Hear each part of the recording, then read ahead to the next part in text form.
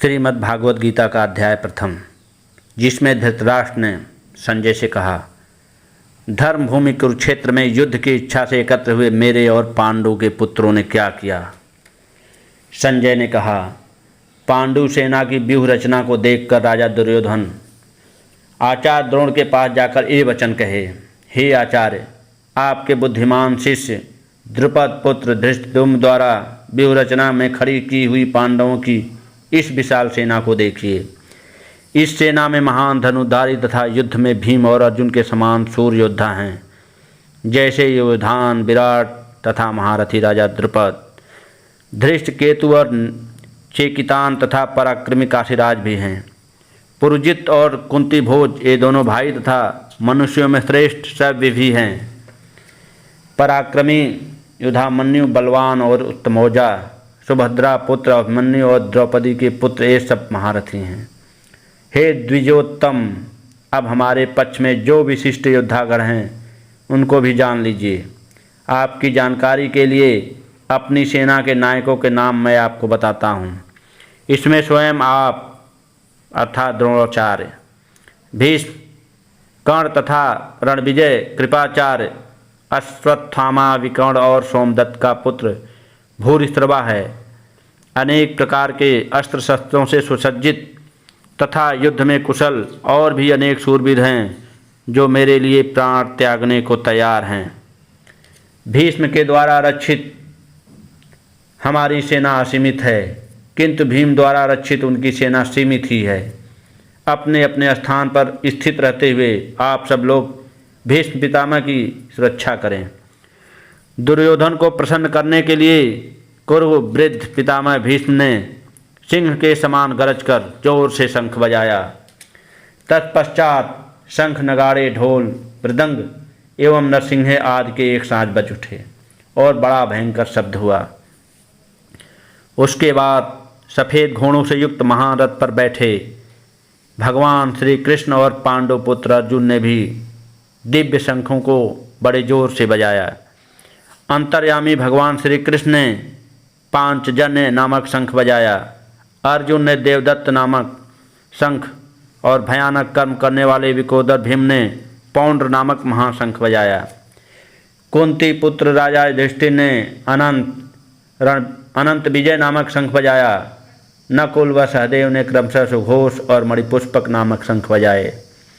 महाधनुधर काशीराज, महारथी शिखंडी, धृष्टद्युम्न, राजा विराट और अजय सात्विक, हे राजन, राजा द्रुपद, द्रौपदी के पुत्र और सुभद्रा पुत्र महाबाहु अभिमन्यु सभी ने अलग अलग अपने शंख बजाए। शंखों के उस भयंकर शब्द ने आकाश और पृथ्वी को भी गुंजाए हुए धृतराष्ट्र पुत्रों के हृदय को विदीर्ण कर दिया। हे राजन, अब शस्त्रों के चलने की तैयारी हो रही थी कि उसी समय कपिध्वज पांडु पुत्र अर्जुन ने अपना धनुष उठा लिया और श्री कृष्ण से बोले, हे अच्युत, मेरे रथ को दोनों सेनाओं के मध्य में खड़ा कीजिए, जिससे युद्ध की इच्छा से खड़े इन लोगों को मैं निरीक्षण कर सकूं कि मुझे इस युद्ध में किनके साथ युद्ध करना है। धृतराष्ट्र पुत्र दुर्बुद्धि दुर्योधन का हित चाहने वाले उन राजाओं को देखना चाहता हूँ जो युद्ध करने आए हुए हैं। संजय ने कहा, हे भारत, अर्जुन के इस प्रकार कहने पर श्री कृष्ण ने दोनों सेनाओं के मध्य अपना रथ खड़ा कर दिया। भीष्म, द्रोण तथा पृथ्वी के सभी राजाओं को सामने खड़े देखकर श्री कृष्ण ने कहा, हे पार्थ, यहाँ एकत्र हुए कौरवों को देखो। अर्जुन ने वहाँ उपस्थित दोनों सेनाओं में खड़े पिता के भाइयों, पितामहों, आचार्यों, मामों, भाइयों, पुत्रों, पौत्रों, मित्रों को देखा। दोनों सेनाओं में श्वशुर और शुभचिंतकों को भी देखा। उन उपस्थित सभी बंधुओं को देखकर उनका मन करुणा से भर गया और वे शोकयुक्त होकर बोले, युद्ध भूमि में अपने ही लोगों को युद्ध के लिए सामने देखकर मेरे अंग शिथिल हो रहे हैं और मुख भी सूख रहा है और मेरे शरीर में कंपन तथा रोमांच हो रहा है। मेरे रोम रोम खड़े हो रहे हैं। मेरे हाथ से गांडीव धनुष छूटा जा रहा है और त्वचा जल रही है। मेरा मन भ्रमित हो रहा है और मुझसे खड़ा नहीं हुआ जा रहा है। हे केशव, मैं इसमें अपशकुन देख रहा हूँ और युद्ध में स्वजनों को मारकर कल्याण भी दिखाई नहीं दे रहा है। हे कृष्ण, न मैं विजय चाहता हूँ, न मैं राज्य और न ही सुखों को चाहता हूँ। हे गोविंद, हमें ऐसे राज्य अथवा ऐसे भोगों को जीने का क्या लाभ है। हम जिनके लिए राज्य भोग और सुख आदि की इच्छा रखते हैं, वे ही लोग धन और जीवन की आशा को त्याग कर युद्ध के लिए खड़े हैं। ये लोग गुरुजन, ताऊ, चाचा, पुत्र, पितामह, ससुर, पोते, साले तथा अन्य संबंधी हैं। हे मधुसूदन, मुझे इनको मारने पर पृथ्वी के तो क्या, तीनों लोगों का राज्य भी मिले तो मैं इनको मारना नहीं चाहता। हे जनार्दन, धृतराष्ट्र के पुत्रों को मारकर हमें क्या प्रसन्नता होगी। इन आतताइयों को मारकर हमें तो पाप ही लगेगा।